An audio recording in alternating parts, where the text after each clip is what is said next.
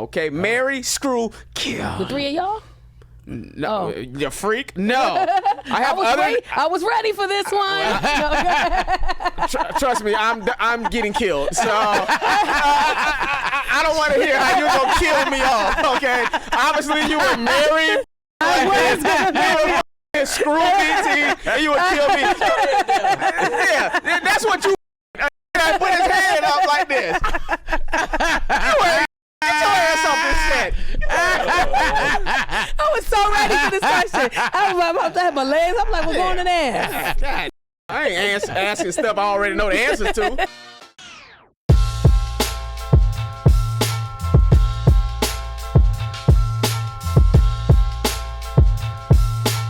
What up, y'all? Welcome to another episode of Killing It, man. I'm your boy, BT Kingsley. London Brown. Justin Hyers. And, boy, we got another amazing guest here today. We got a queen around here. We got a queen around here.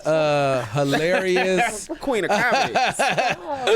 Beautiful. New queen of comedy. All over TV, all over your social media. What are you talking about? All over these stages. Touring, telling you everything that you need to hear. Extremely accomplished, extremely funny. Ain't switch up. Some of them be switching They up. be switching up. Tacarra ain't switch up. She ain't changed. Ladies and gentlemen, Tacarra Williams. What does switch up look like? What the switch up look like? Yeah. Oh, you must be in the process of doing it. No, I'm not. She was like, I've heard this. She's like, I changed my number. I stopped replying back. No, I don't do that. Yeah, that's the switch up. One of my homeboys got on tough, and I remember before he got on, he hit me up asking like, I was on TV at the time. He was like, man, Justin, man, how you got this TV show and all that type of stuff. I remember sending him like a text message like, man, I got an agent. I did this, man. Hit me up if you need any help with anything. Then he got on. I said, hey man, how'd you get to that part? New phone, who this? Like he switched his number. No, I don't do that. Yeah, switched the number. Never, all type of stuff like that. So it was crazy. I don't think the reason I wanted to, ask you was because somebody else said that to me before, maybe about a year ago, and I think that I'm not in a position in my life, and nor will I ever hope to be where I forget what I went through to get here, and because I can't ever forget that, I'm always going to be grateful, humble, appreciative of everybody around me because, people think this easy. They're like, oh my God, you're so funny. We just love you. You just popped up one day and we just been loving you ever since. Or comedians come up to me and how did you do this? Because I just see you and you're here. I'm like, do you know how much I lost to be here? I'm glad that's actually one of my questions. Right. I wanted to ask you, what are some of the sacrifices you've had to make, either in relationships or as a mom, during this comedy journey you're on? God, there's so many. Relationships, just relationships in general. Time with your kids. Even now, I have two older kids, my Casey and Chase, they're 24 and 20. They look at me now with my youngest, and they're just like, you're just always there. And I'm, or my son is like, you're just such a different mom. And I'm like, I'm a different person. For sure. I had you when I was 16. And everybody like, oh my God, yeah, let me tell you what happened. So I was 16, right? And everybody around me was having sex. And I wanted to try it, and I did, and I won. I won. Victory. But I went to college. I graduated, got 2 degrees. I'm a teacher. I just, I love comedy. But I mean, just you lose relationships. You got pregnant the first time? Yep. Wow. Yeah. Didn't even know for about 5 months. In school, basketball, and just my cousin like, your face look fat. Like, shut up. Yeah. Your mama face look fat. Yeah. But relationships, just people. I got a kid. I was married to her father. He passed away. You just lose stuff, and in the moment you don't even realize what's happening. But it's hard. Like comedy, not just comedy, life. Life is just, man, life is tough. Yeah. I'll be out here fighting for my life. Well, let me ask you this, because that's a great segue for, you are somebody who's been able to navigate it while having things that people would perceive you can't have. I was having this conversation with a young lady in comedy, and she was talking about, she was like, at the age, she was like, I want kids, so on and so forth. And I'm like, listen, I understand your dreams and everything that you want and desire, but whatever's supposed to happen gonna happen. If you want, if it feel like baby should happen, and go have your babies. There's ways around this. Yeah. How do you feel? I wouldn't say having it all, but you've had it all in a bunch of different variations of that. Navigating it at the same time. I want to say this. There is a level of emotional and mental intelligence that you have to navigate this. Everybody doesn't have it. And there's a level of hustle you have to have in you to navigate this. Everybody don't have it. And there's just an endurance that you just have to just wake up and tell yourself, I'm gonna figure it out. You know, we gonna get through it. I think in comedy, something that played a major role for me was I always had a regular job. So I was always able to say no to gigs. So I never did comedy for the money in the beginning because I always had a job. Even when I lived in New York and I moved here, I think we were here for about a year. And then I was like, okay, we need to get jobs. And people always ask me, how did you survive in LA? Because you know, when you move from New York to LA and you just figuring it out, there was so much to the comedians. Oh, the comedians in New York were so mean. Like, you moving to LA, you ain't gonna make it. Ain't no money out there. I hope you got it figured out. I'll see you in 6 months. Damn. And I think the difference between me and a lot of other people was I understood that this is my life. This is not temporary. I didn't plan on moving back home in a year. This is where I live now. This is where my kids are gonna go to school. This is where, you know, I'm gonna be. This is where me and my husband gonna be. This is a life. I gotta get a job. I have to work. And I think that left me in a position to be able to say no to things.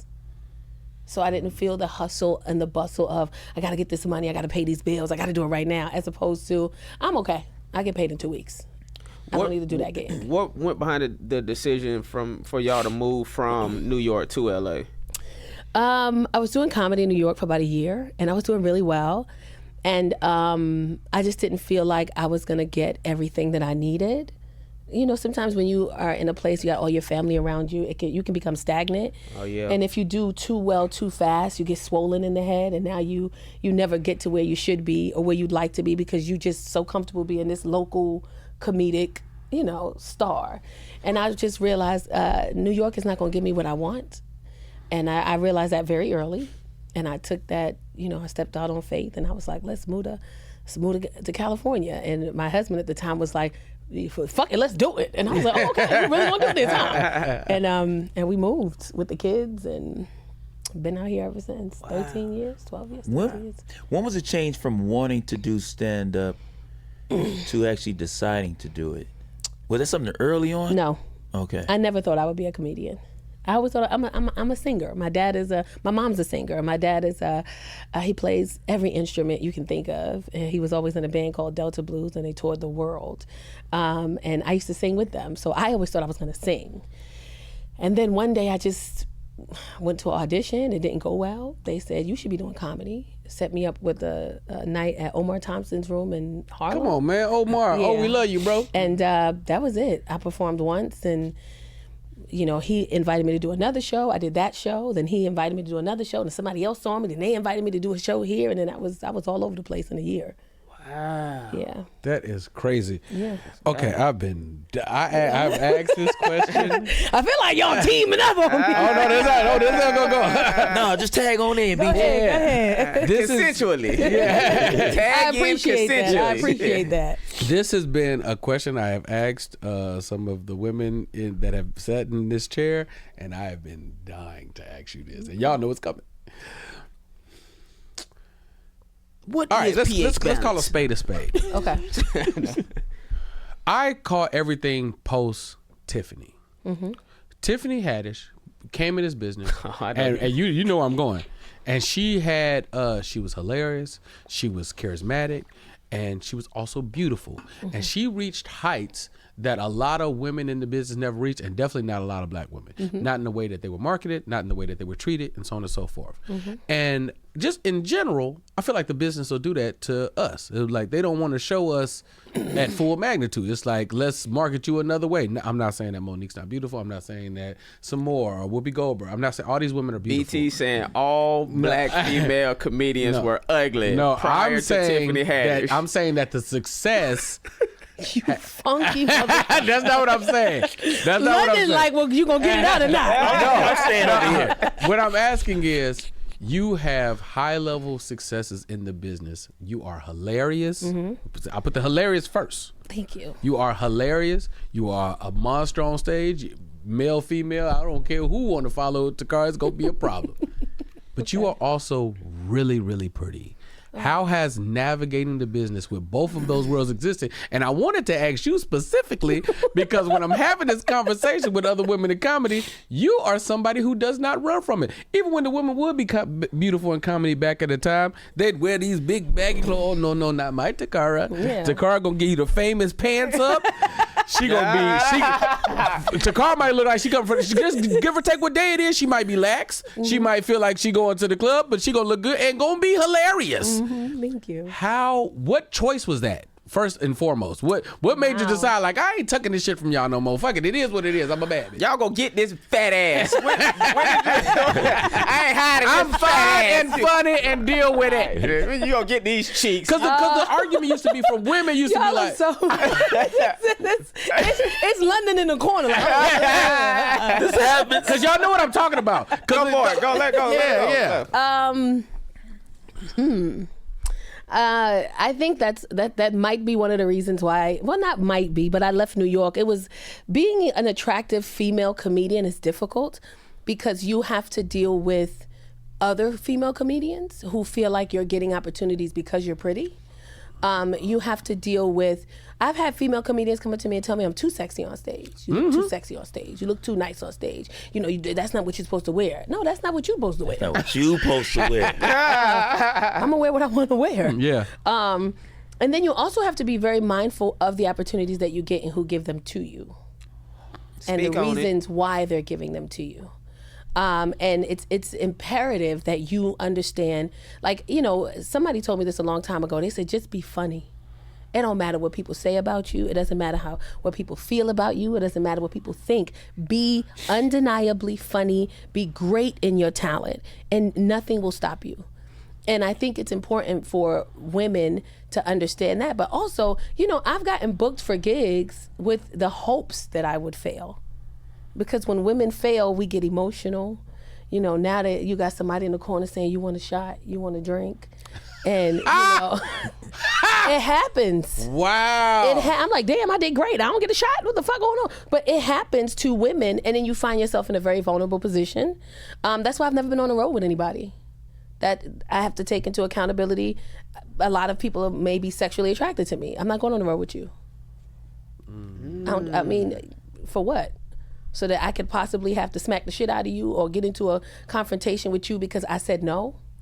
Or because you got my check, or because I've heard horror stories on the road with women and men, and I've always been financially stable, so I've never had to, you know, take that. But just it does, you know, being pretty. You know, I don't want to say it doesn't give you opportunities. It does, but when you get the opportunity, you gotta take it. There's a lot of pretty women out there that get opportunities, especially comedians, and they get on stage. And, you know, there was a stigma of pretty women can't be funny. Absolutely. Absolutely. That's all I've been saying the whole time. Yeah. Pretty women not can't true. be funny. BT been saying, what you said? No, I've been saying pretty women can't be Pretty funny. women. And that's not true. That's black and ugly. I don't know. Pretty women, that's black and ugly. Goddamn, that's everything. I know. But that was a stigma for a long time, is if you're beautiful, you can't be funny. If you're pretty or you look nice, you can't be funny. Absolutely. And it's unfortunate that beautiful women will go on stage and not be funny. And, you know, I raised the bar on that. Yeah. You could be beautiful, you could be funny, you could be educated, you could that shit, you could bro. look good, you could smell good, you could talk good, you know, you could, you know, I'm here. Yeah, and you hit at such a sweet spot in time, and you probably are a product of that also, because at one point in time, I would see women go on stage, and you could feel the women in the crowd. Like, I get it all the time. This bitch thinks she cute. But now, even with that existing, there is also a reverence of like, do your thing, girl. Like there, it feels like there's a more even. I get it every show. Okay. You know, and it's crazy. I just had a show in Albany, New York, and it's a guy's birthday, and his girlfriend brings him. And she's sitting in the very front of the show. She got an attitude the whole show. She don't say shit the whole show. She don't laugh the whole show. She's sitting there watching me like this on stage the whole show. No, not even crack a smile. Just but her man having a time. Ooh. That man had, from the moment I walked out on the stage, that man he was ordering drinks, he was eating nachos. She ain't got no food, no drink. She's just staring at me. That motherfucker had a time. Yeah. And it's moments like that where I just have to realize that, you know, the way you feel, that ain't got nothing to do with me. Right. Right. Why'd you buy him the tickets? Right. After the show, when, you know, I'm closing out the show, I say, you all right? She goes, yeah. I said, because you've been sitting there with your arms crossed the whole show. What he do? He bothering you? You want me to whip his ass? Oh, yeah. And she started Now laughing. she like you. Yeah. And she was like, no, he's fine. I said, oh, because, you know, we the ladies in here, we girls. We turn up for you. girl, get up. Yeah. And she started laughing. She's like, no, we could. It's his birthday. He wanted to come see you for his birthday. I'm like, yeah, but did you want to come see me for his birthday? Because you don't feel like you want to come see me for his birthday. She's like, you know, I'm just tired. I was like, okay. Yeah. Then what made it worse is I did the meet and greet. He in the line first. Twist the knife. She taking a picture. I'm like, she ain't take none of them pictures that you. Jeez, ain't another Yeah, picture. she took pictures of herself. But there's another conversation happening. That means that they at home, he watching your video, maybe God doing this again. Man, take this shit, man. Maybe he ain't completely like, he doing that every day. But so many come to but then there are the women who support their spouses and just, that's your crush? Because a lot of them like, nigga, you're never going to get her. Right. So it's okay if you crush on her, it's fine. And they bring them to the show. Get them good seats in the front. Go ahead and take your picture. You know you want to take your picture. Go ahead. Give me Right. Let me take it for him. He been waiting for this moment. Wow. Some women come up to me and they're just like, man, you know, I didn't even know who you were. But this man watched you religiously. You on a YouTube in the living room every other day. We watching you. So I think it's really just figuring out who you are and being comfortable with who you are and not being intimidated. And that plays a huge role when you are wearing sexy clothes on stage. And I'm not overly sexy like I used to be. I'm tired. You know, most of the time now I got on jeans and a top, maybe some slacks and a top. And that's it. But there's a level of comfort you have to have in understanding that whoever feels a way toward you in the audience, that ain't got nothing to do with me. Right. That's your feeling, your emotion, your situation. I'm here to have some fun. And if you're not, that's okay. For you, after a day, you know, whether it's working clubs, traveling, whatever that is, at the end of the day, what's a good day feel like for you? Oh, what's a good day feel like for me? Yeah, we got the question, baby girl. Just killing it. Welcome. My Walmart pajamas. A good day for me feels like I go home. I got my kids. My youngest, at least, she's there. I got my dude, you know, and we just do nothing. It's a wing stop. You know, I don't normally do this in the bed. It's a wing stop on the trays in the bed at the back because we got a big old bed in the back, all our feet just hanging and we just watching whatever's on TV. I mean, we just watch Lilo and Stitch, you know, eating wings. So I'm What type of wings? What flavor? Shut up. Louisiana rub. Okay. Yeah, Louisiana rub got a rub. They had a flavor called the Lakers. It was garlic parm and Louisiana rub mixed. Oh, damn. It was so good. But Louisiana rub, lemon pepper, and mango habanero. Okay. All flats. All flats. All flats. I'm just here for wings. You know, I love me some wings. But that's a wind down day. It's nothing. It used to be when I was back in the day, I used to want to go to a club or go grab a drink or something. But now, you know, unfortunately, I've had so many mishaps in comedy that I don't even try to be outside like that. I just be home. What you mean mishaps? People wild in comedy. They just wild. I want to say something. I want to address something. New York. I'm gonna say Wait, she want to all this. I want to address this. So I should be in a position where I can hang out with my friends and my counterparts and have a good time and have a drink and feel safe. Unfortunately, that doesn't happen for a lot of women. I don't want to say this person's name, but y'all know him. And I have to get the story straight because, ladies, when you go out and you have fun, like, let me say this. If I go out with you and I have drinks with you and I'm having a good time with you and you're a male, I don't do it often, but if I do and something happens, I'm cool with that. I know what I'm doing. I'm grown. I wasn't always like that, but I had to learn to get like that because you can't trust people. So I just want to say this to set the record straight. I'm not going to say your name. Camera one is your camera. Yeah, there we go. I had a show, I want to say it was in Temecula years ago, probably about 7-8 years ago. And I don't want to say the other comedians that was on the show, but we did a show. And the promoter says, oh, I got everybody rooms to spend the night. I said, cool. So then we go downstairs to this lounge, and the promoter has a section for us, bottles, we all drinking, we all having a good time. And then little but surely, some of the comedians and their partners started saying inappropriate things to me. And I was like, oh, I'm gonna stop drinking right now because I don't wanna be under the influence and get myself into something. Right. Because I know how I am when I'm under the influence. After a certain amount of alcohol, I'm still moving, I'm on autopilot, but my mind is gone. So I said to one comedian, I said, well, you're not drinking like that. He was like, no. I said, well, do me a favor. I've been drinking. I feel it coming in. I'm going to stop. But just make sure I get back to my hotel room safe. Just make sure. He said, what room are you in? I told him what room I was in. He said, okay, I got you. That's right next to my room. I said, just make sure I get back to my room safe. He said, cool. I'm drinking water. I still remember, in and out, I'm having a good time. We dance. We all get on the elevator. One of the couples tried to take me with them. And I said, well, no, I'm going with this one right here. Because I told him, just make sure I'm safe, make sure I get back to my room. I'm out by then. I'm gone. Like, I don't even remember nothing after that. I wake up in his bed. Oh, wow. Pissed off. I woke up, I see him, I start crying. And I'm screaming no. And he's like, what's wrong? And I was like, did we do anything last night? My top is on, my bottom is gone, right? This is just a moment of vulnerability for everybody, just especially for the female comics. And I said, did we do anything? And he goes, yeah. I start crying.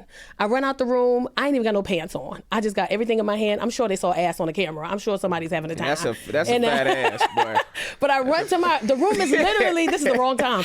Read the room, nigga. But my room is literally right next door. I'm trying to bring some levity. I appreciate you. Yeah. But I go next door and I'm sitting on my bed and I'm crying because I would never entertain you. If you see the dudes that I'm interested in, you would never even fall into the category of it.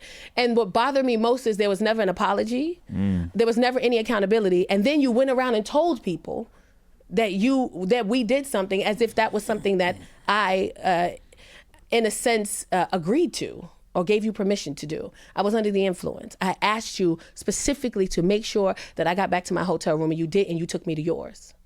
And I'm just tired of, the narrative that's going around. And I didn't want to say this way in hopes that at some point this person will be accountable, but they're not. They're just running around like, oh yeah, me and Tacarra. And I'm like, nigga, no.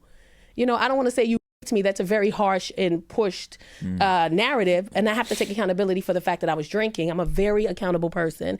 But you did take advantage of me under the influence, especially when I trusted you and I asked you to just make sure I was safe. And you wasn't even drinking like that. So that's one of the stories in comedy that I have that also pushed me to a space where I'm just like, I don't really mess with nobody. You see me out sometimes. I might have some champagne. I'll take a glass of Prosecco. I don't trust people like that. And, and you could be my closest friend. We could be cool, but I'll be backed away from everybody now because you got to be careful.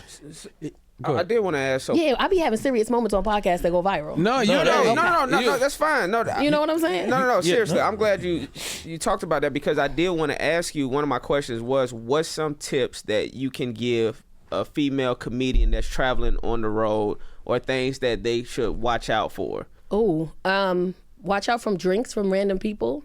Sometimes people will buy you a drink and send it to the stage. I don't take that. Be careful with who you go on the road with. That's very, very important to me. People hit me up all the time. Like right now, Mika J can't go on the road with me. She got some stuff going on. So I said, okay. And I get so many men like, can I go? First of all, I don't want to be on the road with a man.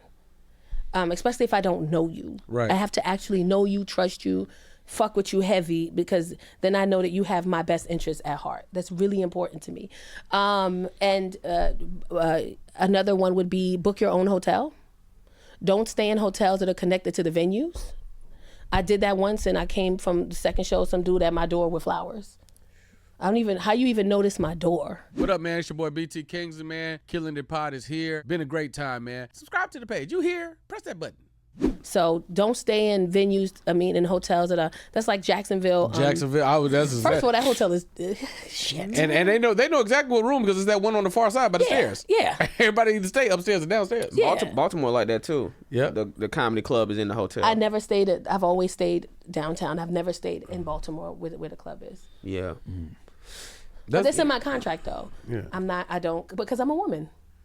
People crazy. People crazy. That's like I was staying in a hotel in Charleston. I don't know if where I told the story yet. This dude.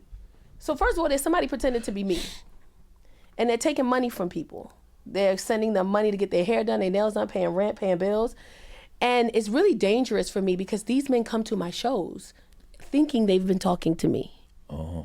So I'm at a show in Charleston, and it's this guy sitting at the bar. He just keeps staring at me. So the meet and greet is over. I said, hey, do you want to meet? Do you want to take a picture? And he's like, you don't know me? I was like, no. And he was like, you really don't know me? And I saw he was serious. I said, no, I don't know you. And he says, get the mic a little closer. Oh, and he says, but I've been talking to you. And I was like, well, you haven't been talking to me. Not me. So he brings up this phone and he goes, this is not you? I was like, that's my picture, but that's not me talking to you. He's like, this is not your number. I said, that's not my number. He says, but I've been talking to you for like 3 months. I'm like, you haven't been talking to me. He got tears in his eyes. Wow. He's like, because I came to the show tonight because, we talked about getting married. I got a ring. He had a ring. Wow. He was like, I'm going to propose to you at the show. I said, let me ask you a question. I don't want you to feel, small here, but have you ever talked to this person on the phone? He said, no. I said, you ever FaceTime? Have you ever heard their voice? He said, no. I said, ugh. Right. That's not me. Crazy thing is, there's another dude standing there. He was like, damn, I knew it wasn't you. Oh, shit. What made this even worse was I go on to do the second show, and he's sitting at the bar talking to Mika J. And Mika J was like, oh, that's not the car. He said, it's crazy because I know you're staying at this hotel, and I talked to them at the front, and they gave me your room, so you staying in this room. He had our room number. Now, thankfully, I didn't like the room, and I had to move me to a cottage in the back, but he had our exact room number. Sheesh. And I'm like, how the fuck did you get my room number? He didn't know that it was, because Mika J was like, oh, no, we don't stay there. We don't stay, like, that's too close to the venue. We don't stay. He was like, oh, well, somebody told me that you guys were staying there. She was like, no, we don't stay there. But we were staying there. And she was like, but anyway, how did you get the room number anyway? He was like, well, I came in and I told them that, we were in a relationship and I was getting ready to propose to you and I wanted to send flowers to your room. And so they gave me your room number. This just turned into a true crime podcast. Right. God. It's very valid because just hearing you talk about these things. I'm not the only one. For sure. Yeah. And it took me, it's been 7 years since that incident in Temecula. It took me 7 years, 8 years to say something because, oftentimes when women say stuff, we get viewed a certain way. And it's like, well, you should have been careful. Well, you should have been, and all those things, two things can be right at the same time. Right. So every time I have an opportunity or a platform to speak these things out loud, I've heard other women go through stuff like this and they just sit back and be quiet about it. And I'm in a position to where if I have the opportunity to speak it out loud, I am. So I do. And it's unfortunate, but a lot of women in comedy have had these experiences. And that's when we talk about women on stage, whether you're pretty or not. If a man is attracted to you and they want you for whatever, for whatever pleasure they feel they want you for, they're going to hope that you don't do well. Because if you don't, then you're in your feelings, you're emotional. You're going to get off stage, they're going to have a drink waiting for you. You're already down and out. You're going to try to drink your problems away. And before you know it, you're waking up with them. No recollection to it. And you feel so guilty about it that you don't say anything. Wow. Sheesh. Yeah, baby. So, yeah, I didn't feel guilty. I was like, man, nigga, I'm going to say your name. No, I'm not going to say it. Please I'm do. not going to say his name. I'm not going to say it. Okay, so let me ask this. So how do you feel like being a New Yorker shaped your comedy style and or prepared you for LA and this journey in general? Man, when I came out to LA and I got on, first of all, I didn't get on stage for like 6 months. Nobody would put me up. Nobody knew me. And then somebody gave me an opportunity. Nichelle gave me an opportunity at the J Spot. Packed room. And we used to live 10 minutes from the J Spot. So when she knew that, so she called and she was like, you still live up the street? I said, yeah, I got a spot tonight if you want to come do it. I said, of course I want to come do it. I go do it, it's packed, sold out, J Spot. Right. Kill. Spike's there. Spike comes up to me. He's like, yeah, you a funny motherfucker. You know that nigga? That's how you talk. I am a girl. Please stop talking to me like that. I don't like when people talk to me like that. I'm a girl. Be soft with me. I'm soft. Well, you a funny. Listen, I got a Monday night at the Mo Better Mondays. You want to do it? And in my head, I'm like, hell yeah, I want to do it. So I go up and I do Mo Better Mondays the following week. Kill that. I think I remember the show. Then I get booked for Tuesdays with Jabril. Kill that. And it was like 1 week I did everything. And that was it. Once I did that, my nail broke. Just hold it in the camera. Once that happened, I was on everything. But it was, as far as shaping, New York is a beast. You know, very much like Chicago. LA audience are very lax. They'll let you talk it out. Oh my God, yeah, tell us. Oh my God, what happened? Yeah, well, we like that story. Keep going. New York is like, what? Boo. Where's the next joke? You know, you got to come to New York hitting. And I think I did New York a while back when I saw you. I've become so lax with LA comedy that every now and then I got to get into New York because it keeps me fresh on my toes. But it's just, New York is just, when I came out here, people was like, where you from? And I was like, New York. Because it's just bang, bang, bang, bang, bang, bang, bang. Joke, joke, joke, joke, joke. Laugh, laugh, laugh. There's no talking in the middle. Let's have a conversation. Let's get to the point of this together. It's just a... But that's got to be a balance for you, though, because now you have brought in family, perspective, your point of view, where I've seen you navigate that in the timing that you want to. So you're punchy, your laughs are big, but if you want to set something up or make a point, then that point is made. But that lends to your clarity. I feel like that's what you're supposed to do with comedy. I feel like you're supposed to talk about the important things that everybody's going through, but find a way to find just a little bit of humor in it so it doesn't seem so bad. But yeah, I think somebody said your cadence is just, I don't know. I don't know. Somebody was like, how do you do it? I was like, I don't know. ADHD. No, I'm What's some solid advice you've gotten that has helped you to navigate through, I don't want to just put you in a box of comedy, but just on the industry, on the working side of this? My dad is a musician. And he's so proud of me. I'm such a daddy's girl, man. I love my dad. I just bought him a house in Louisiana. Hey, praise God. He talking about something he don't know why I get there when you get there. I'm like, hey, no, fam. I'll be there in about a year. I'm leaving LA. But that is, yeah, I'm ready to get out of here. Wait a minute. Where you going? Answer this question. We Right. But my dad always gave me solid advice. And when I was moving to California, his advice was, you moving to Hollywood. And I said, yeah. And he said, now listen, you got to go there knowing who the fuck you is. Because if you don't know who you are, it's going to make it what it wants you to be. Sheesh. And I stand by that every day. I call my dad every day. Sometimes I'm crying, So he like, who the fuck I got to get out there for? Sometimes I'm happy, but that's the best advice I've ever had is if you don't know who you are, not just Hollywood, the world is going to make you into whatever it wants you to be. So you have to stand tall on who you are. You have to understand that you're going to have bad moments. It's going to happen. You're going to have moments where you're misunderstood. You're going to have moments where you are not believed. You just got to go. Like, I don't have time to sit back and sometimes I have moments of weakness where I'm just like, I used to be wild on social media. I'd be crazy. I'd be in the corner cut minding my business now. I had to learn the hard way. But I never stopped. And I think that's the difference is, I know a lot. We all know people who started comedy with us and they stopped. They stopped. Yeah, stop. We have to talk about that. That is a thing that we've seen a little more recently. It's always a bold move. The decision to leave LA, especially at the position you are now with so many things popping and firing off. What is leading to that, and how do you feel like it's like? What's the plan?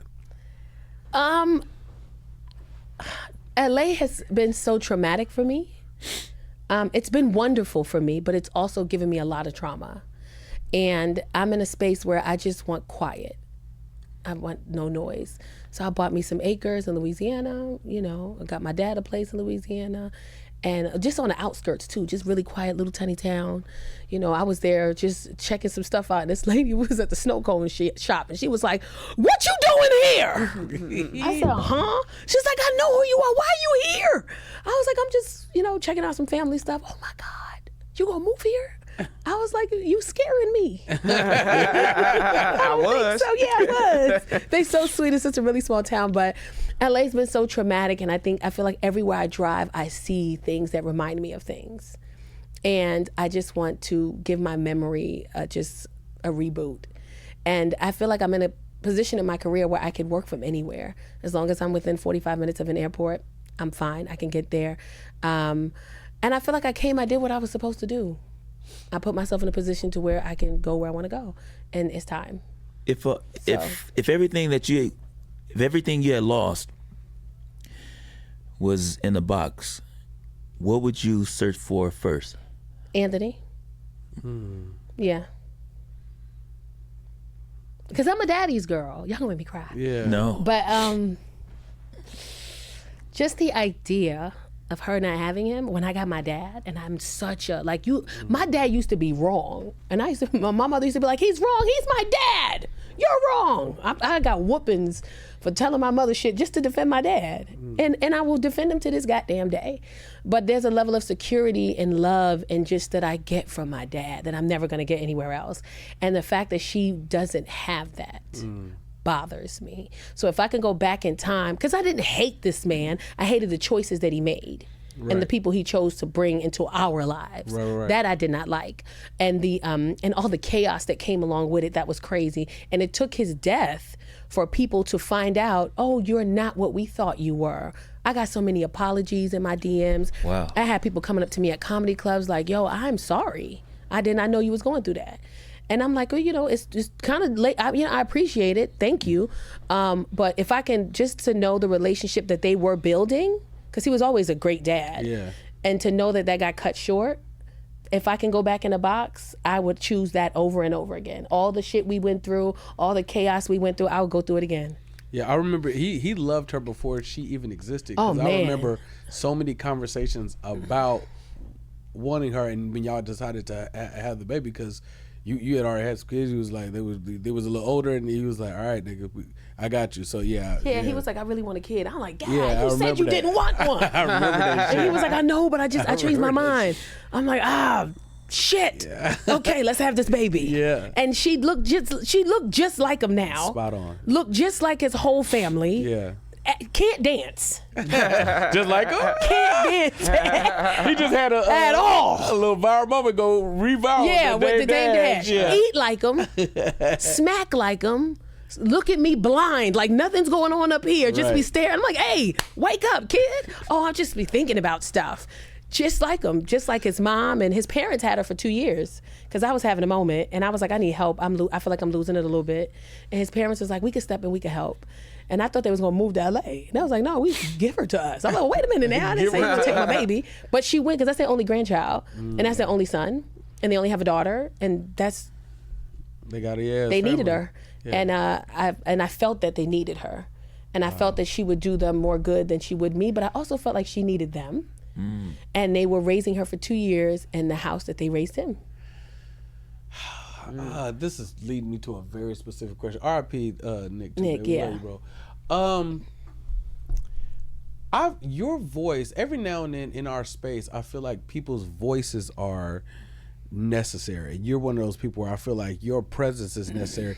The clarity that you speak about things with, your understanding, you normally come from a genuine place where you can see all sides and you're just trying to communicate your point of view from it. And everybody doesn't do that great. Yeah. Do you feel that? Do you feel like when you're looking around like, like I told somebody the other day, they was like, if I ended up in a political conversation, I'd be like, listen, what did Killer Mike say?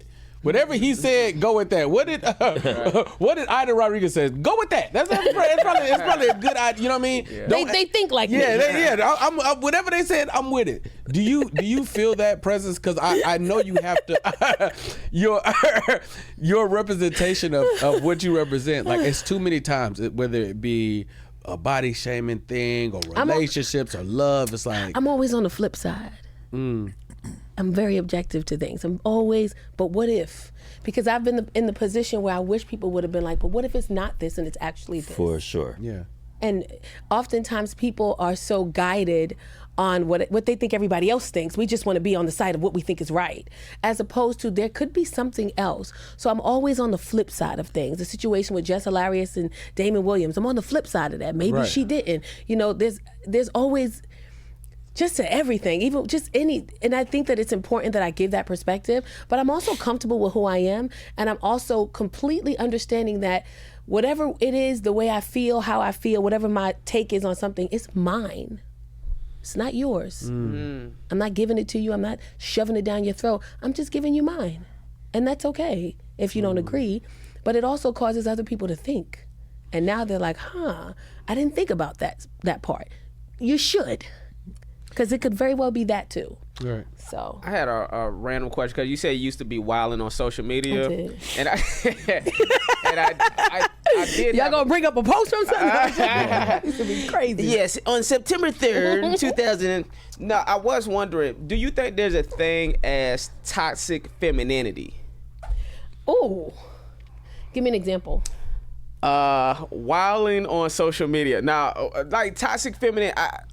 I guess Yes. the way they say there's toxic masculinity, yeah, and the way that I guess men can come across could be too alpha or mansplain or I don't know, be chauvinistic. I don't necessarily believe in any of that.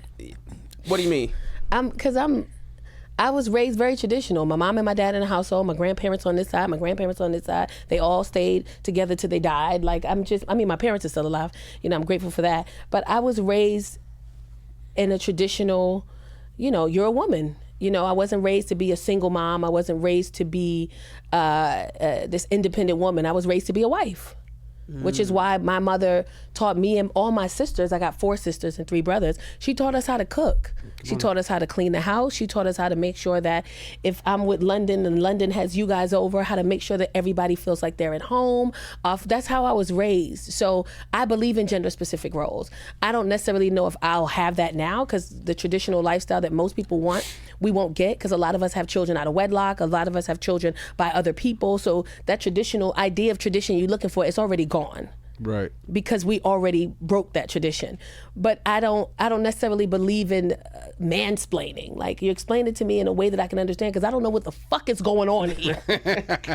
How do I get the shower to cut on? The wrench, I got to turn the water off. He be like, you got to turn it to the right. Am I turning it like this or am I turning it like that? Right. And then if he says, you got to turn it like that, well, don't talk to me like I'm stupid. I don't necessarily believe in that. I mean, and if somebody does do it, they have to do it so, that I have to be like, but female, masculine, toxic, yeah, I believe in it. I believe going on social media, trashing a guy because the date went wrong is wild to me. Yeah. I believe this idea that we don't need men and we could, women are now buying houses together and spending communities together with their friends. This is fucking stupid. It's the stupidest fucking shit I've ever heard in my life. Y'all don't need a man? Are you crazy? What the? I bought a generator. My electricity went out and I had to buy a generator. I'm looking at it with no lights for 24 hours. I don't know what to do. I'm pulling a cord. Right. I'm like, you need gas. I didn't even know I needed gas in it. And I know some women, well, there's a small percentage of women who have this stuff down pat. But for the majority of us, we need them. So I think there's masculinity and it can be toxic on both ends. But I think the way the world is right now, everybody's pushing for this narrative of this female independence and we don't need men. And I think that's bad. Yeah. I see women who are having baby showers before they have weddings. Right. Or they're okay with having a baby by a man that the man told them up front, I don't want this baby, I don't want you. I'm not going to be in your life. And you did it anyway. Because there's this narrative of, we're going to take care of you, sis. We got you. We're going to help you raise that baby. And there are instances where it works out great, you know? And then for the majority, it's like, no, men need us and we need them for different reasons. I don't think a man's value is higher than a woman's value. I think both of our values are equal but different. Yeah, Justin made 4 quarters to get to his 100%. I got 10 dimes. I'm still going to equal what you equal, but I'm just going to equal it differently. Right. And I think it's important that we understand that perspective of Some it. machines don't take quarters. Some machines don't take dimes. Yeah, I know somebody got 100 pennies. You know what I'm saying? But they got the 100. I have to. Okay, so we have to get into this. You just talked about the social media thing. I went through your. I'm doing my research. I'm so scared. Bro. My lips drying up. I don't know what to Your do. numbers on social media are outrageous, and I'm just on IG. I know your YouTube is also crazy. No, my TikTok is her crazy. TikTok is crazy. Yeah, but and that's hilarious. I'm literally just looking at and I'm like, bro, it's like 600,000, 300,000, 400,000, 30, like nothing's low. It's like I was They like, I low was to like, me, but I get what you I was saying. 150, I get what you 200, said, 12 bro. million, 300, 100, 100. I was like, your reach is outrageous. The flyer for you hosting Chocolate Sunday is 21,000. The flyer. That's No a, animation. that is a flyer. No animation. No, it's just, I was like, this isn't, there's a little animation, but it's Okay. not. I was like, that's not, I said, that's one that's not normal, because I went through everybody's numbers after I saw that. I was like, well, goddamn. I do that sometimes too. Yeah, I was like, you had something in the zeitgeist happen. In the who? In the zeitgeist, in our collective understanding, where it was, you were killing it. Where it was like you had a bunch of credits. You had already. What do you know? What it was that like this flood happened where everybody is like, oh gosh, you know. I want to say it was NBC's Bring the Funny. Bring the funniest. Yeah. But I also want to say that it's vulnerability. It's talking about the things that everyone wants to talk about. Fuck them kids. Yeah. Mine is. I feel it in my heart right now. Talking about my daughter just being extra, the way she talked. That's not just my daughter. That's one of my ones. That's when everybody relates to that. Talking about dating or breaking up or just social media. Somebody's like, do you ever check your DMs? I would. If y'all start putting your dicks in there, I would check it. Right. And so many women be like, oh my God, I thought I was the only one. I get dick pictures regularly. Sheesh. Clean the floor. Clean the floors. Like they don't even straighten up the background. Like your son is sitting in the chair next to you. You just whipped your dick out and took a picture and sent it to me. You don't care. So I think there's a level of not just vulnerability. This is how you do it when you get to preschool. Bad dick etiquette. You slide your diaper to the side. I think That is hilarious.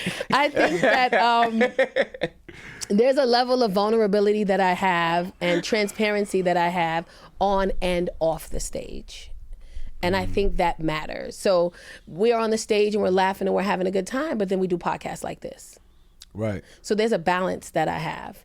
I'm also guided and I'm very strict in one thing.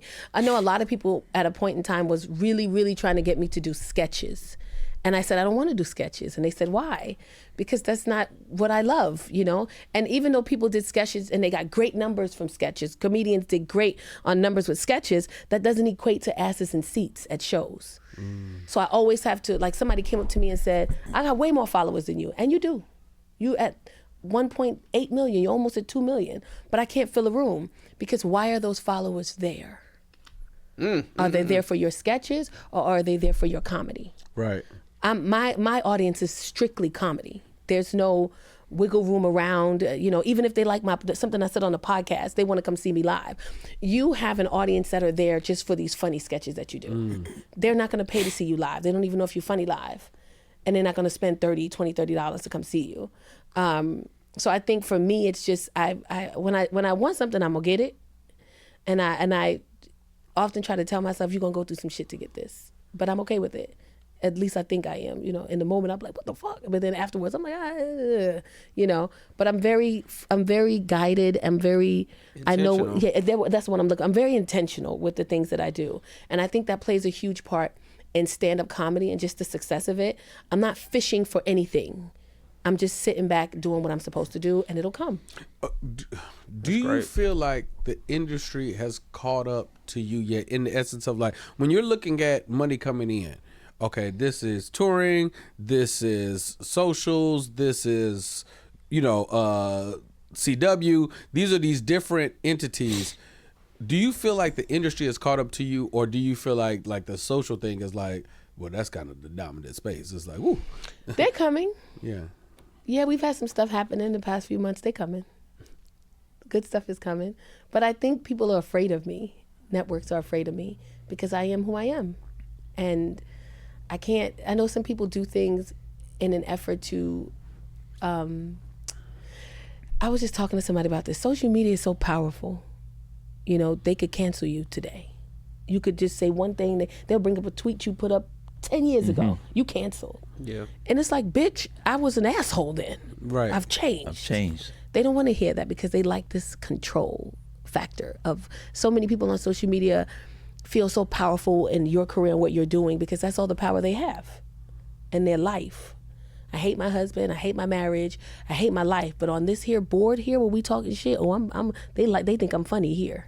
Are we gonna do what? We gonna cancel this person? Okay, what petition I gotta sign? What I gotta do? Right. When you have to let go of that, and it's gonna be what it is. And I think for a long time, networks were just nervous because I am who I am. I'm gonna say what I want to say. 1 minute I'm doing great, the next minute I'm in trouble on social media again. Me and the fat bitch arguing. You know what I'm saying? So it's just. And it's crazy. Y'all better keep that in there. I'm not scared, and I understand that at any moment I could be canceled, at any moment I could be loved. It's just life. So I think now they're catching up to it. I think they've always had an eye for me. At the same time, they didn't know what to do with me. People can have an eye. There's people I've done meetings and they're like, we just want to do something with you. Right. And I'm like, well, what you want to do? I don't know. We just want to do something. Yeah. And then the something never happened. So I learned I needed to start creating the something. And that's what I've been sitting back quiet. That's what I was going to ask in you. In the tunnel doing, creating. So now when they say, we want to do something with you, I'm like, oh, that's crazy. Look at, I got so many somethings. I have so many somethings. Can y'all bring that barrel in here? Yeah, bro. Open up the laptop. Yes. File 1 through 19. Send it all over. So that's what I've had to start doing. Yeah, no, that's what I was going to ask you was, were you in the process of developing any TV shows or films, or have you had any production companies or networks coming to you trying to develop these things? Because I could see the Tacarra Williams Oh my TV God, show. it's so easy. Yeah. That's a layup. I mean, this is the black... I mean this in the highest regard, meaning on some like Black Roseanne I was thinking the same thing. type shit. I keep hearing that. Yeah, when it's like whatever your sitcom is, Like you know. Beautiful Roseanne. Yeah. Yeah, so but I could just see that the same way I knew Tiffany Haddish was gonna go to that next level as soon as she had the right vehicle for her. And I feel the exact same way Yeah, about I feel you. like that. We're just waiting on it. Like something will pop, something will happen. But I'm not rushing it. Like, I feel like I got a lot more life to live, and it'll happen when it's supposed to happen. Because that's the thing, when you rush success and it happens and it's not supposed to happen, or it just, you get something that you shouldn't have necessarily, the universe, kind of, you dipped in and grabbed something that didn't belong to you, it doesn't last. Yeah. And everybody's like, you want to be famous? I just want to be successful. If that means famous, that's great, but there's a level of success I want to get to. And I feel like I'm kind of here. I bought my dad a house. I paid cash for it. He don't want to move there till I go there. So now I got to figure out when the fuck that's gonna happen. I don't know if I'm gonna sell my house in LA. I might. I don't know yet. I'm trying to figure it out. The goal was to rent it out to comics who come in town. You know how people always need a place to stay. For sure. It's cool. It's a lot of house for them comics. I don't know if they coming in town and no, they but not the whole house rooms. All right. Okay. Like if a comic comes in town and they're like, I'm trying to find a place to stay. Here's this room. I charge this monthly or this weekly. You can stay here. It's in a little gated community. It's cute. I ain't gonna hold you, bro. I'm gonna come stay at your house. I'm a comic coming in town. Why not just- Your house is beautiful. I'm like, Why not just rent it out long term? Yeah, Because California is a squatter state and comics be doing fucked up shit. Okay. Yeah. Okay. Yeah, so I don't want to rent it out to a comic long term and then, they don't want to leave. But comedy's so fickle. 1 minute you're making, not just comedy, entertainment. It's so fickle. 1 minute you're making so much money and then the next minute shit just down. Yeah. So when you think about that and the dynamic of it, that's what, the pandemic scared the shit out of me. So many people I know lost so much during the pandemic. They lost their houses, they lost their cars, they lost money because the entertainment was just shut down. And I watch people lose everything. So when people are like, you bought your house in LA in cash? Yes, I saved up for 4 years and bought it in cash. Why? Because it's mine. And if some shit happens, I'm okay. I could float, just all I gotta do is pay property taxes and utilities. My house, I have 2 houses in Louisiana. I bought them both cash. Why? Because I'm in entertainment. Now how much money you make? Yeah. No.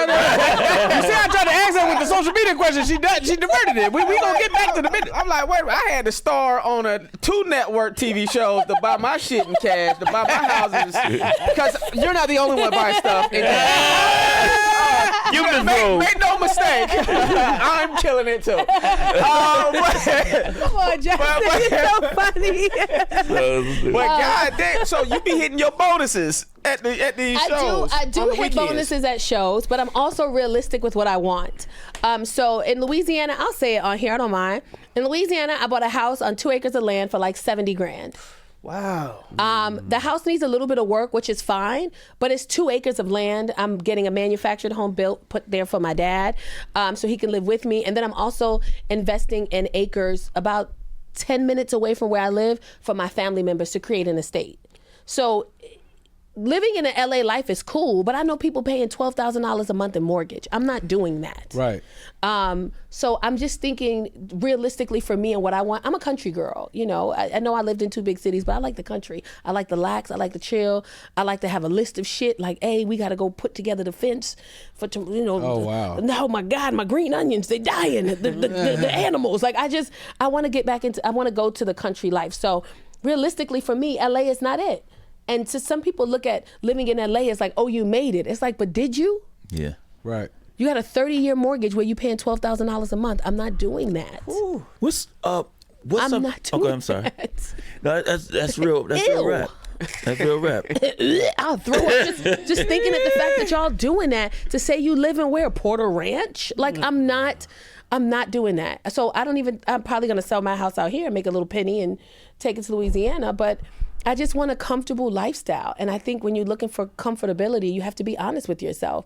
And I'm at the age where I'm okay with a little 3,000 square foot house on the middle of 2 acres with a pool and gated in, just me and my dad or my family. And then 10 minutes away, my siblings are, you know, because they can't live where I'm living, but they can live, you know, I love y'all, but shit, y'all be fucking up.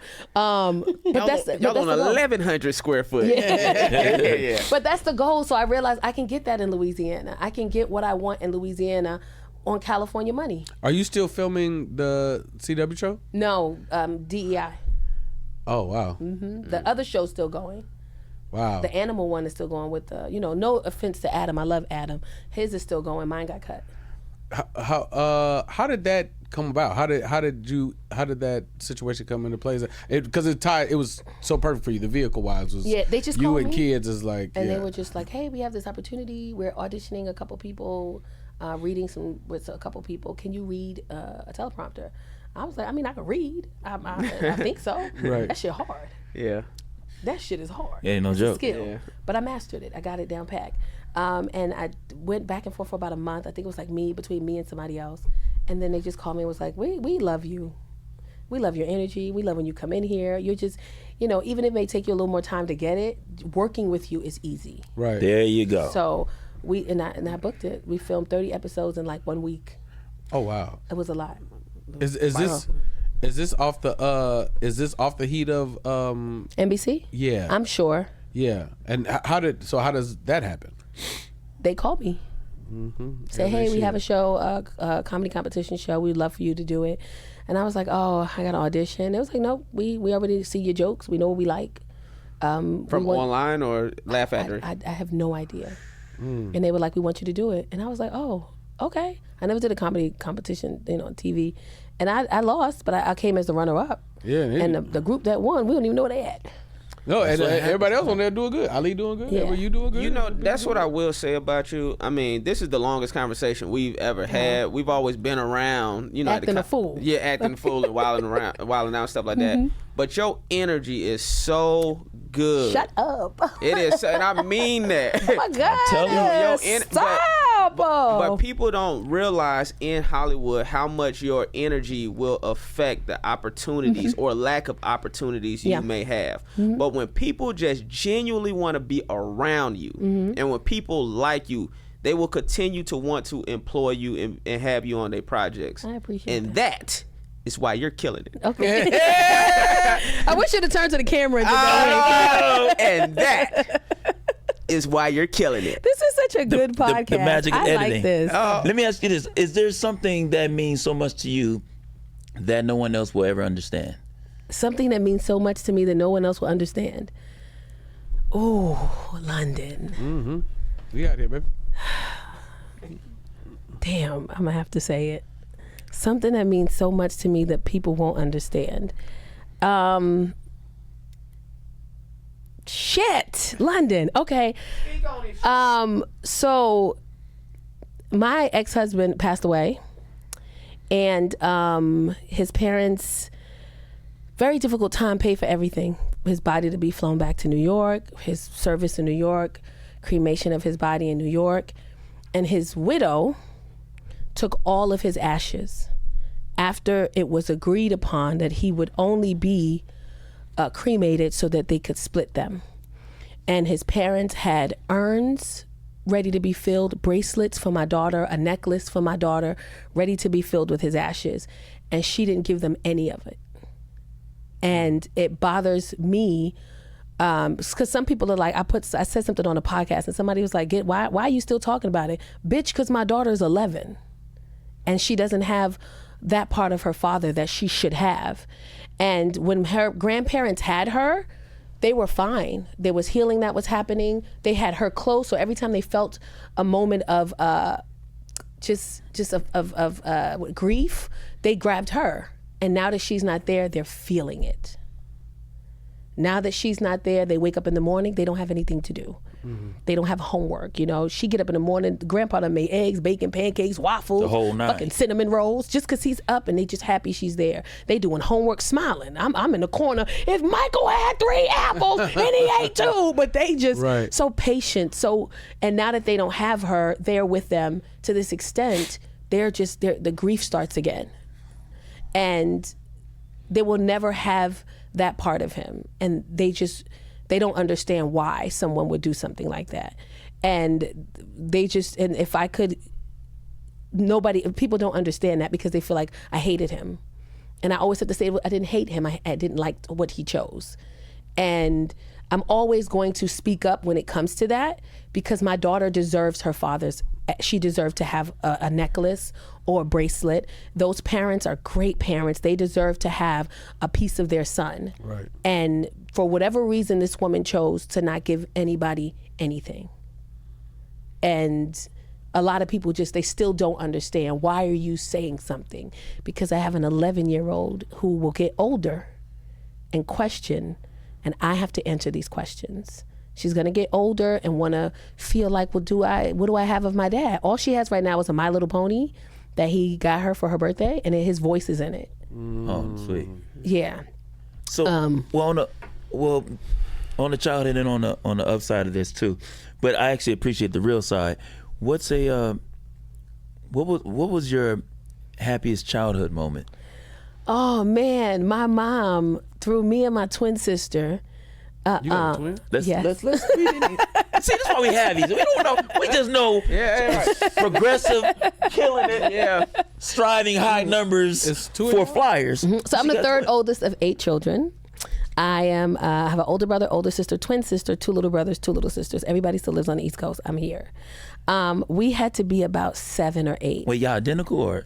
We used to be, and then she got sick, and then her color changed. She just changed. Okay. But I love you, Tamika.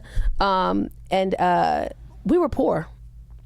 We were in the projects. We had no money. We were wearing hand-me-downs, and my mother used to send me with notes to knock on the neighbor's door just to get meat. And my mother would be like, "I'll pay you back as soon as I get it." We were really, really down bad, And we had to be like 9, and we used to love treasure trolls. Remember when they came out? Yeah, absolutely. And my mom threw us a treasure troll party in our house. No other kids, because it was 8 of us. We ain't got. That was enough. Yeah, that was enough. Yeah. But we had a treasure troll cake. She bought us these treasure troll dolls. We had treasure troll like little things around the house. It was just, and then I came home the next day and guess what I had? Barbie sneakers from Payless. But they was Barbie and they lit up. Nigga, I was stomping to school the whole way, so y'all could see these lights. Those memories, I had a hard childhood, but I had a good childhood. It was difficult, but my parents were, they took us to Ride Playland in New York, and that's like a small amusement park. And my mother used to make sandwiches, and we used to eat the sandwiches on the outside of the park and drink all the juice we could drink on the outside. Because when we go inside, you better not ask me for shit. To going to Central Park, to my grandparents, to driving to Florida. I mean, I have really good memories growing up as a kid. Okay. I had bad ones, but I had great ones too. You got one or? No, I was gonna get to the game. Go. Okay, wait, I have to ask this. Jesus, what time is it? Yeah, no, You're holding me man, hostage. I wonder what your process is like speaking up for people when they're not there to speak up for themselves. The reason I ask, and I'm talking industry stuff, is some stuff happened for me, and in my brain, it's a few people on why this happened because I couldn't connect the dots, and I feel like you're one of them. I feel like my Montreal and maybe for sure Montreal. When I got the call, let me just tell y'all whatever. We here now. Fuck it, we here. Montreal's coming. I just totally disconnected it. I mean, you did 2 push-ups this morning. Montreal's coming up. Everybody's going to Montreal. Y'all know when it's happening. For laughs, for the people that don't understand, it's happening, and people get to talking, and it's like, oh yeah, I'm going to Montreal. Hey man, I'm going to Montreal too. And you just be sitting around in the city, and be like, man, you submitted? Like, submit? I didn't even know this was happening. When y'all leaving? Like Thursday. It's Tuesday night. Yeah. So we're sitting at Chocolate Sundays, which we have to touch on you being a host, and. There was a few people asked me, and it was like, "Are you going?" I was like, and then I just bought tickets to go because I'm notorious for just showing up to shit that I ain't. Yeah, I've seen you some places. I just show up. Did you say I seen you some places? I've seen them some places. I bought tickets and I got a room and I was like, I'm going, even though ain't nobody said nothing to me. And I talked to you and I remember the look on your face, and you was like, "You not going?" I was like, "No." You're like, "Huh," and you just gotta look down, and I was like, "All right." And the next day I got a call. And I got invited to Montreal. So as far as I'm concerned, you spoke because it was so specific. You don't have to quantify it, but as far as I'm concerned, just be quiet. Yeah, you. I feel like you do that. I feel like you will speak up for people when they're not there to speak up for themselves. If you're a good person, yeah. Well, that's my segue into how she was good to me. Oh, come on, set it up. Well, I gotta hear this. Shut up. No, you don't. Come we on, were doing London. fine. Listen, I'm not gonna get my just no. Listen, no. So being from LA, it was always interesting. That I forgot who we had on here. They were talking about their date for getting booked at the factory and how it took them like a year and a half. I don't know who we had on recently. Somebody did their spot, and then it took them a year later, and they showed up on the Nate. Oh, Nate. Yeah. So I had the same exact story as Nate. So anyway, I had done I don't even think it was open. I don't know what it was. I did a spot. They said, "Man, your next date is 2 years later." I thought they were joking, and then. But I said, okay, I don't know the gig. So I show up, and of course, it was the same thing. It was like, we don't know anything of this. Sorry. I was like, oh, okay, I guess that didn't count. Anyway, so I was feeling slightly some type of way. Slightly. And as far as like, I was like, I had gotten to a point where I was just like, all right, this how the game go, cool. I'm not going to do the factory. I'm not going to do a couple shows around the city where I felt like the host was robbing the comics and all this. And so I was like, man, and someone told me, he was like, yo, you can't change these places. They're already set. So you just got to move around. Anyway, start touring with Chris and all this other stuff. Fast forward, Tacarra has a show, and to put it shortly, Tacarra has a show, and thank you for it. She invited me on to her show.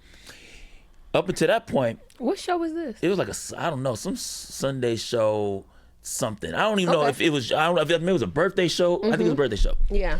And I was just like, it was my birthday show. Birthday-show. And she asked me who I wanted on the show. And I said London. It's really, because also too, because it was nice. Because I feel like at some point in time, we used to text. We used to be super. I mean, because life be life, and then we busy. But we used to text, and I think you had mentioned at a point in time something about chocolate sundaes, and then for our birthday shows, we have an opportunity to bring who we want for our birthday shows. And I was like, I'm gonna go ahead and pick London. Oh, that was great. It was, and the reason I brought that up is, as far as the kindness of that goes back to the energy, all tied together. It's just that, those are the kinds of things, or things I like to see my energy within other people is what I'm saying, because I move like that. Now I can't necessarily be going around being vociferous about those kind of moves. Here you go. But no, Vociferous. no, because I'm not trying to be verbose about this. Here we go. But what I'm saying is just cool to find other people that move the way you move. I can appreciate people who move the way I move. And until you said it, I was like, that's the way I think. I'm objective. I didn't think about, but that's my side. I'm like, what's the other side of this?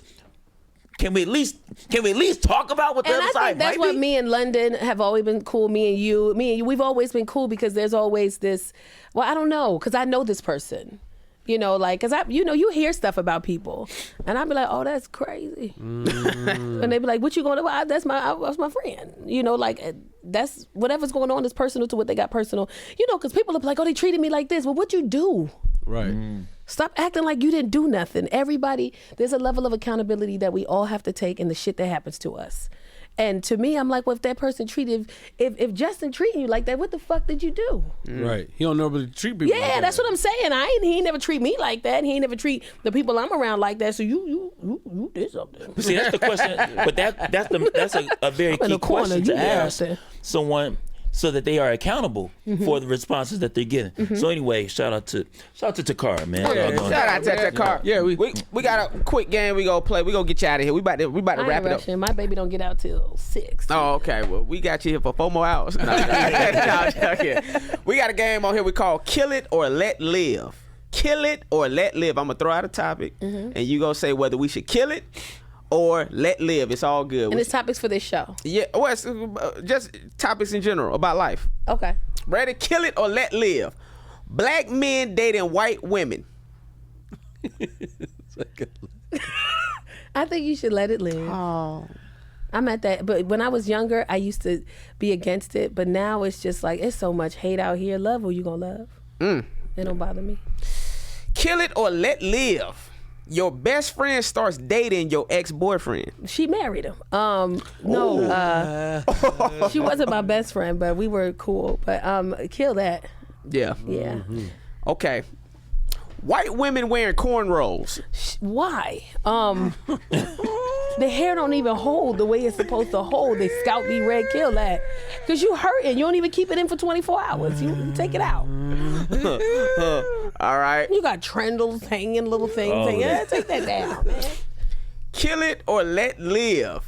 Dating a millionaire, but he always wearing dirty shoes. Damn. The shoes dirty. The shoes dirty, and I'm talking about mud doodle. They don't even have a vintage look to them. They just dirty. They just dirty. Your face is hilarious right now. I'm a millionaire. I'm gonna have to kill that. I can't do dirty sneakers, man. I don't wear dirty sneakers. That's New York. Yeah, I can't. I like a good shoe game, man. I can't do dirty sneakers. Black women don't like that. All right, I got 2 more. Kill it or let live. Passing gas in front of your boyfriend. No, you got to kill that. Oh. Yeah, no man that I've ever been with can ever say I didn't smell good, I passed gas, or even shit in front of them. I just do not. My mother taught me you could do all of those things and they'll never know. Thank you. You know what? I think it's disgusting. All the way. I'm just sitting there. We sitting there watching the movie and then you just feel vibration. You like, God damn, that's what you doing? No, I don't do that. Do they shit in front of you? I want to say in front of me, like, am I in the bathroom when they shitting? No. Absolutely not. I don't believe in that. If you can't use the bathroom in front of your partner, y'all not in love. No, you funky bitch. I'm not. I don't want to do that. There's candles in my bathroom. If you got to shit, there's candles in the bathroom. I always ask if you have to. I don't care. Light that goddamn candle. There's poopery right there. I don't play. I want you to be comfortable, but I don't want to smell nothing, and vice versa. That's what I'm saying. Yeah, I don't play that. In another life, y'all could have been soulmates. In another, London brought that up in that very specific way. He said those exact words. I think it's disgusting. All right, this is a different game only because when we had Niche on, she said, I love her. Don't we all? I love me some Niche. She was like, well, I wish we had another game. So instead of me doing one last kill it or let live, this is marry, screw, kill. Okay. Okay, marry, screw, kill. The 3 of y'all? No, you freak. No, I have I was ready for this one. Trust me, I'm getting killed. So I don't want to hear how you gonna kill me off. Okay, obviously you were married, fucking like this. You were fucking screw BT, and you would kill me. Yeah, that's what you fucking a nigga that put his hand up like this.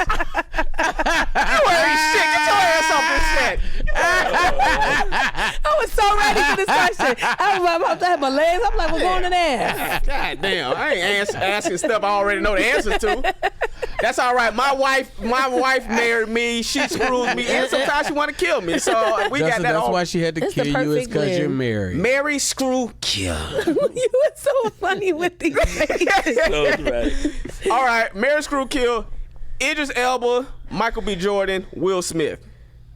Marry, screw, kill, Idris, Michael B. or Will Smith. Ooh. I'm going to marry Michael. Yeah, everybody I've been with, I got kids, I'm their first. I'm going ahead and tap into that one right there. Idris or Will, I'm going to kill Idris. He's not my type. Yeah, and I will probably sleep with, what is it, sleep with? Fuck? Yeah. Will. Okay. Will look like a freak. All right, hold on. Relax. I mean, I am, but he got a little something in him. You know what I'm saying? This is the last one. Marry, screw, kill, Bruce, Corey Holcomb, Cat Williams. Look at her face. No, it's Bruce. Bruce got to die. I'm sorry, Bruce. We can't both be chunky. I can't have it. That don't even do nothing for me. I'm out of here. See what I did? I wrote the end with the good looking niggas. But they're very okay. We have Corey Holcomb left, and who else? And Cat Williams. And Cat. Shit. I was around Cat for a whole year. I like Cat. Like, he was really sweet to me. I don't know what everybody else's experience was. But Corey, I can't marry Corey Holcomb. That nigga be like, and then the bitch took a shit in the motherfucking. She got candles and shit. I ain't like no motherfucking candles. I'm a nigga. I'm a shit. I would have to, but then I would have to fuck Corey. But I could be under the influence. So I would Logic. So I would marry Cat, fuck Corey, kill Bruce. Bruce is who's Bruce again? Chocolate. Yeah, with the braids. Yeah, he's still here. Yeah. I'm sorry. Good night. I'm so sorry. Please don't get offended. That's so funny. I haven't. It's been a long time. Yeah, That gout would have got him. Okay, wait. All right, go. Y'all trying to get me in trouble on this podcast. You was out of it for a minute, London. Then you jumped in, and now y'all on me. How the honor of being the first female host at Chocolate Sundays. The crazy thing is that I've had other women come up to me and tell me I'm not. Okay. And I'm just like, it's crazy that they would say you was. And okay. Yeah. Because the woman who told me, I was like, Let me be more specific. Being the first official host. Thank you. Hey, People guys. like to do spots then, right? My name is BT Kingsley. I host sometimes at Chocolate Sundays. I am not an official host there. I be in the meetings, all that shit, but I'm not an official host. You are an official host. No, it's you and Ron, and I am affiliate from time to time, and I enjoy my times. But I'll be there this Sunday. I'm not on the t-shirts.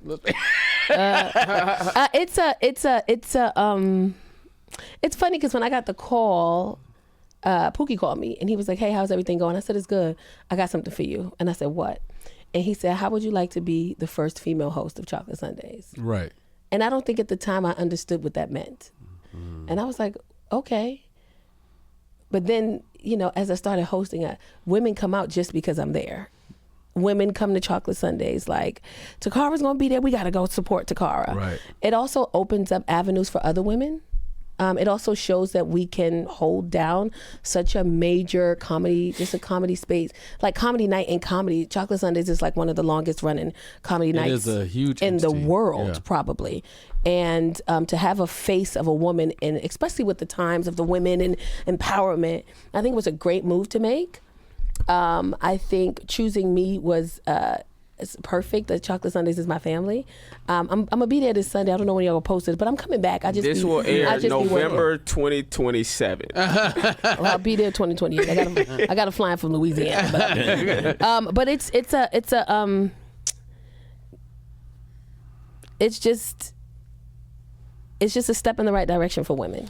Yes. And it shows that pretty women can be funny. Pretty women can be amazing. Most of my clicks, what is it called? Videos and stuff that go viral are from Chocolate Sundays. So it just goes and shows, hey. And also to the naysayers, like, you get it. Yeah. You're killing it. How do you feel like Don't Tell you feel like it moved the needle? Or I think it did too. I think everything is an opportunity to move a needle. I think you have to be the opportunity. Like, somebody can give you something, but what you do with it is very important. And I think that every time I have something that everybody's like, oh, it's simple, it's going to be really little. I'm like, no, it's not simple to me. I do my research on it. Oh, these motherfuckers getting 50 million views. And we get to own it. You give it to me, it's mine. I can post it when I want to. That was kind of the same thing for Next Level too, because you're my Next Level sister. So I am your Next Level sister. So every single time I have an opportunity, I run with it. I figure out, especially if it's something that's going to be put on social media, I always figure out what jokes are going to go well. How's the audience going to perceive this? Is this something that can go across the world and everybody can relate to it? That's how I choose my jokes. Oh, that's ooh. And Don't Tell did, I think in like less than a week, it did 20 million views. Sheesh. Okay. All of them. I think a lot of them did. The one where I talked about my dad, the one I talked about Casey, all of them just flew off the charts. All right. So I got. Y'all keep saying this the last one. Then you got another last one. No. I got two more. I got two more. I don't know. What is? I need to eat something. Give me top 5 relationship advice. Shit. Yeah. Cause I done been married. So I know. I've been seeing you. God, give me a good one. No, I'm joking. Relationship advice, top 5. It's your relationship. Stop, giving people an opportunity to have an opinion in your relationship. I had to learn the hard way to keep my relationship. Mm-hmm. See? I could be married, living in a whole nother city, and nobody would know. It's my business. Because even when I got divorced from my second ex-husband, I never stopped wearing my ring. So people they don't know if I'm married or not. I might be back with him, I might not be. Nobody know. So my advice is, number 1, it's your relationship, and it's just your relationship. Number 2, not posting your partner on social media does not mean that you're hiding them. It could mean that you are. Still all my thoughts. I told y'all. But me and you think alike. We've always thought alike. And that comes depending on who you are. An average Joe, you hiding some shit. Right. Because who the fuck want your asses? Right. But if you're in entertainment in any way, you have to protect your partner. And there are people out there who take pride in attempting to hurt you or your partner. So I think it's important to also understand who you are. An average man not posting their partner on social media, I would side-eye that, because what you hiding them for? Right. You got 300 followers. But somebody in entertainment who's been around, that's different. Because now we're subject to harassment. We're easily accessible. You could say something that somebody don't like. You could create a post about something that somebody don't like, and now you getting harassed because of a difference of opinion, and now your partner's getting harassed because of a difference of opinion that you had. So I learned that keeping your partner off social media isn't hiding them. Oftentimes, depending on who you are, is protection. Relationship advice, be accountable for your actions. Everybody's not right. And if you do something wrong, apologize in the moment. Relationship advice. Listen. People don't be listening. And listen to understand, don't listen to hear. Listen. Men have emotions and feelings too. Yes, men are masculine. Yes, they're strong and they protect us and they're providers, but they have feelings. And you have to validate their feelings and emotions. When you don't do that, you get less from them. So validating men's emotions is important. Stop provoking men. Stop provoking these men. Yeah, Stephen A. Smith almost got canceled for saying women be provoking men. They do. And then you get surprised when a man has an emotions and he erupts. They have emotions too. I'm not justifying. I had to say this on another podcast. I'm not justifying putting your hands on anybody, but also understand that these men have emotions. They have feelings. You can't be telling somebody fuck your mama and his mama dead, and then when he pop your ass in the face, you want to go cry to the police. Right. But he asked you to leave for 20 minutes. He told you to stop doing that for 20 minutes. He asked you to stop touching him, stop pushing me. You doing the most, and you don't stop. And then when they respond, which is human, you mad. Right. But you don't take accountability for the fact that you played a part in this too. So it's really important that women understand you have to gain control of your emotions, especially in a relationship. Stop provoking these men. And if I had to give one more piece of advice in a relationship, it would be... that last piece comes from the clarity of having a son and a daughter. Oh, Yeah. Yeah. My son would be going through shit, and I'd be like, they want to call me. I'm like, don't hit. Why you hitting him? Yeah. He pushed me. He should have stomped your ass. Why are you hitting him? Because if I come over there, we gonna have don't put your hands on people. Too. Yeah. So my last piece of advice for relationships would be.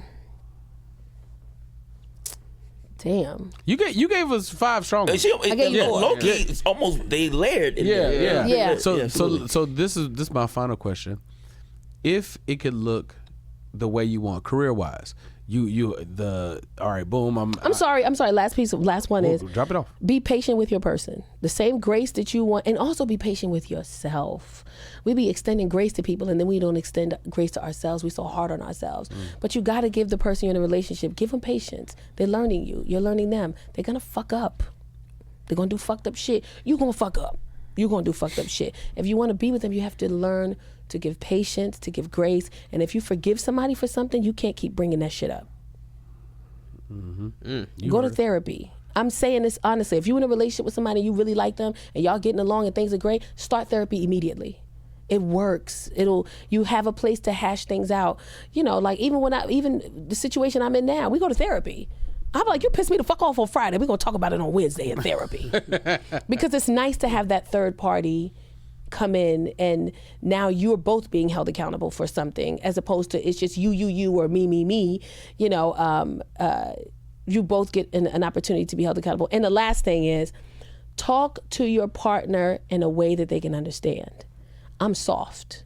In the street, I'll fuck you up in the street. But in the house, I'm very, very soft, very, you know, can you open this mayonnaise jar? I can't open the mayonnaise jar. I don't know how to do it. Please. Yeah. Can you open this? Touche, sometimes work on that. Touche, sometimes work out. Anything. You know, I'll call you for anything.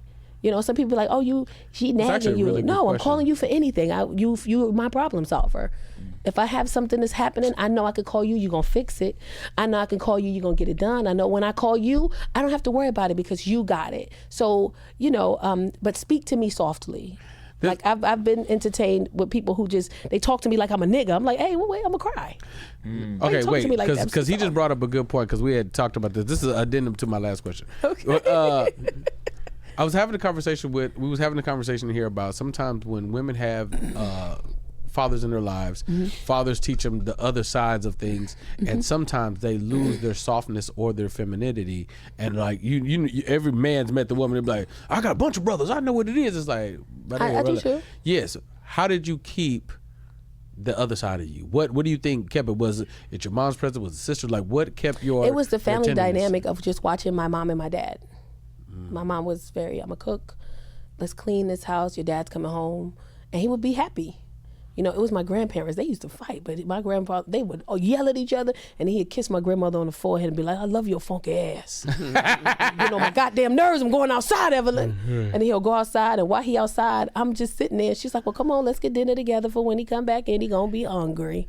And we out there making chicken soup from scratch. I'm rolling the flour, making dumplings, and we make the soup, and he come in and he give her a kiss. He tell her, thank you for making dinner. I was hungry.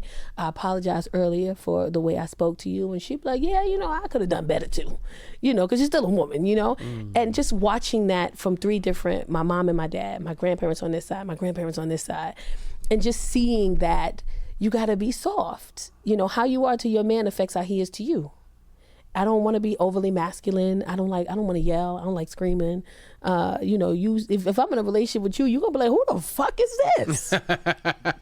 You all right? Yeah, I just wanted to, because you said you was going to come eat dinner at 8 o'clock and you got here at 8:30 and now the food is cold. Because when I cook, I'm cooking for the moment you arrive. As soon as you get in, you got 15 minutes, wash your hands, straighten up. The food is coming straight out the pot. So I cook for the time that you're arriving. I don't like heating up food. I don't like giving you leftovers. I don't like shit sitting on the stove. I want to feed you immediately as soon as you walk in the door. So it could be something as simple as that. You get to my house at 8:15 when I said 8 and now I'm in the kitchen just...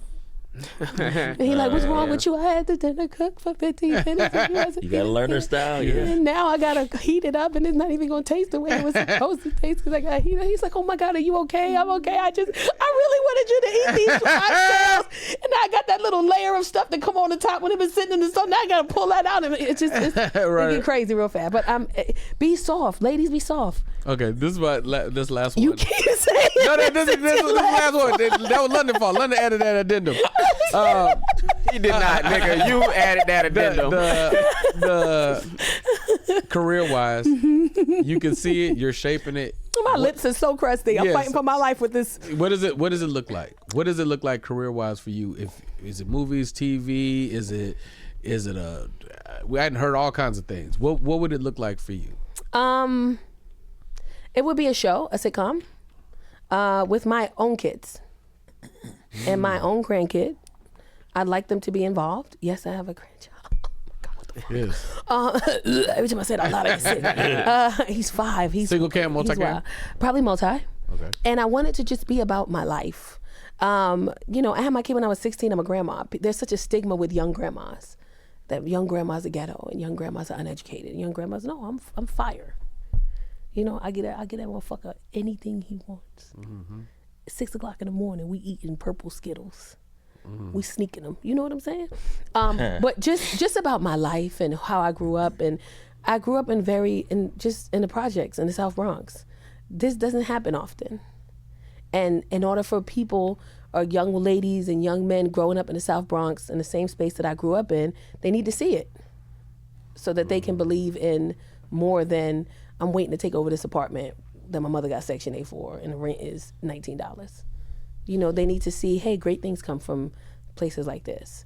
So having a sitcom where we just talk about me growing up and how I grew up and my family dynamic now with my kids and just being a grandma and figuring out life, I think it's important that people see it. I love that. Yeah. We did it, baby. We did it. Got anything coming out we should look out for? Everything's on Tacarra.com, Tacara.com. On my shows, links, everything's there. If you want to follow me on social media, the link is on the website. You can just click it, we can go. It's easy. Ladies and gentlemen, Tacarra Williams. Come on. Hey. We did that, baby. Killed that episode is what she did. We got the best podcast in the world, baby.